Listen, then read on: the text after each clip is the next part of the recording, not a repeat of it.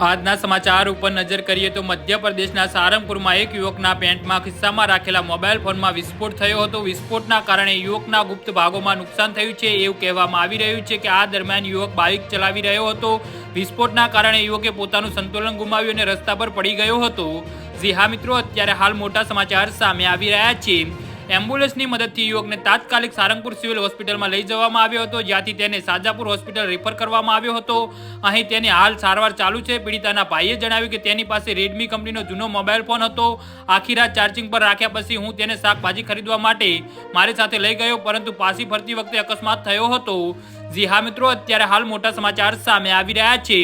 અકસ્માતનો ભોગ બનેલા યુવકનું નામ અરવિંદ છે. 19 વર્ષનો અરવિંદ પાણીપુરીનો સ્ટોલ ચલાવે છે. તે બાઇક પર પોતાના ગામ તરફ ફરજ પડી રહ્યો હતો. અચાનક ટોલ ટેક્સ પાસે તેના ખિસ્સામાં રાખેલો ફોન ફૂટ્યો અને વિસ્ફોટના કારણે બાઇકનું સંતુલન બગડી ગયું અને તે નીચે પડી ગયો હતો. વિસ્ફોટમાં એટલો ભયાનક હતો તેનો અંડકોશ ફાટી ગયો હતો. જી હા મિત્રો, તો આના વિશે તમારું શું કહેવું છે તો નીચે મારી કોમેન્ટ બોક્સમાં જરૂરથી જણાવજો અને મારી યુટ્યુબ ચેનલને સબસ્ક્રાઇબ કરવાની ભૂલતા નહીં. વિડીયો પૂરો જોવા બદલ તમારો ખૂબ ખૂબ આભાર.